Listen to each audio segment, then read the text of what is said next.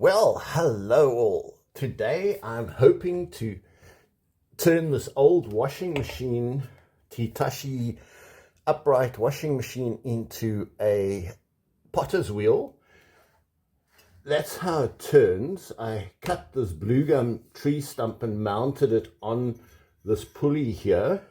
It was quite hard to do because the pulley has got a shape somewhat like this that I had to cut a hole in the stump, and then on the pulley there's also, you place a screw through this and that holds this whole stump so that it can't just go flying off.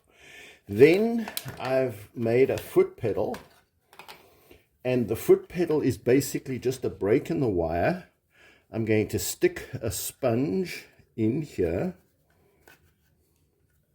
that keeps the two contacts apart, and then when you push it down, the two contacts make contact. So it's just like a switch, but there's 220 volts there, so you have to be careful, and you could obviously make it more safe. So this is going to plug into the mains.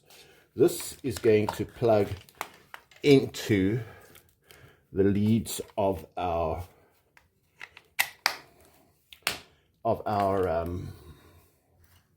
potter's wheel, and I think we're almost ready to try and just see how fast this spins. I know it's going to be super fast. I have got electronic means that I can slow it down, which I could make like a relay or something, or a triac. I've never made a triac before, but let's plug this in and see if we can just, and I have not balanced this at all, so that's all going to be a problem. It's going to have a bit of an unbalance, and it's going to move around and kick and whatever, like a donkey, I'm sure. So let's plug it in, and when I press on this foot pedal, you see that it spins. So this is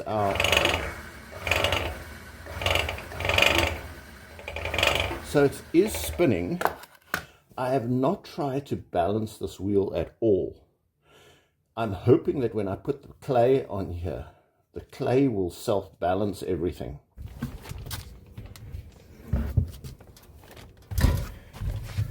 So we've got ourselves, let me just show you, comfortable chair here, so I can sit back. I've got the foot pedal here, I can push on it, get that to turn. I can reach here, all looks okay. So let's put our first bit of clay on. As I say, I've never done this before. I just hope the clay, boy, this stuff is sticky. I just hope, I'm going to use a smallish amount. My word, clay is sticky. Wow. I'm going to use a smallish amount, and I think it will self-center. I haven't tried to in any way, shape or form get this balanced. I think the clay will balance it. I'm going to use a trowel just to start off with. I'm going to wet the trowel with a bit of water and then just see. Whoa. And I think it's too fast. I think that is its biggest problem, that I've just got to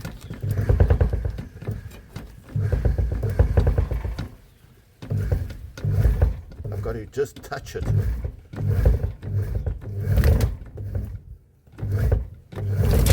Whoa. It's just, when the moment it gets too fast, it just flings it right off.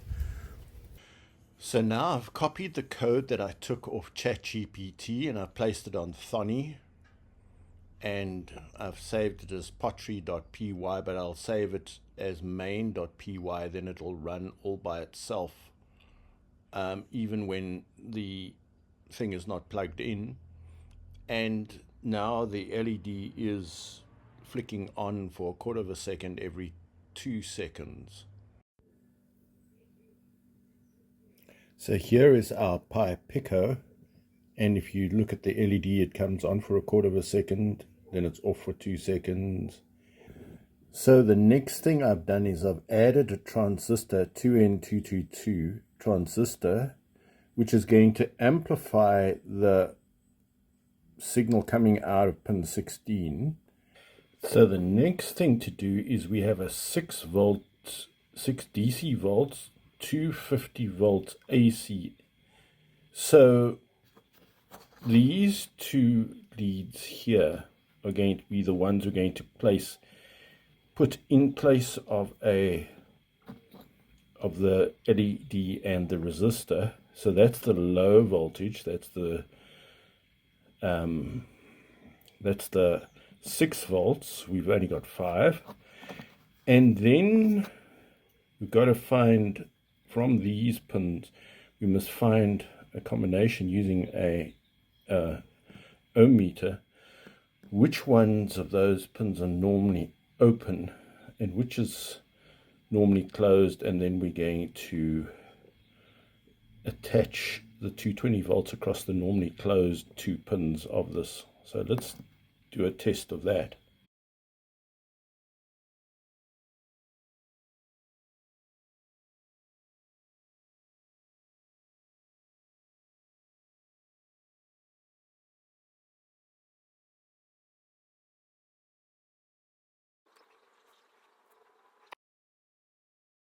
Now we have hooked up the relay into the circuit. Just listen to the relay switching on for 0.25 seconds and then off.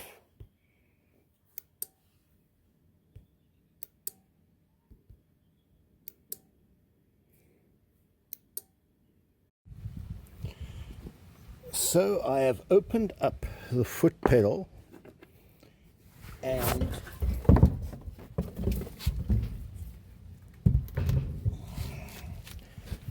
I'm going to insert this timer into the foot pedal in series with the foot pedal. So you're going to have both the foot pedal and the timer before it will work. So there's 220 volts on all those pins, so one has to be a bit careful. So I have set this up with a timing device and a foot switch in series. Here is our potter's wheel.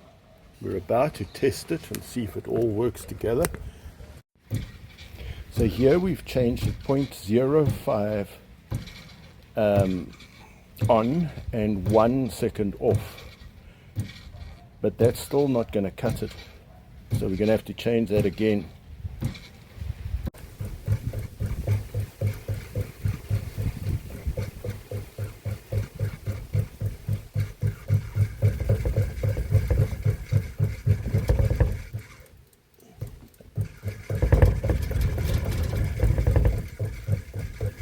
So the pressure that you exert affects, wow, how fast it goes. That is clearly far from ideal. You want a wheel that turns at a consistent speed, irrespective of the pressure on it. And that's what it's not doing.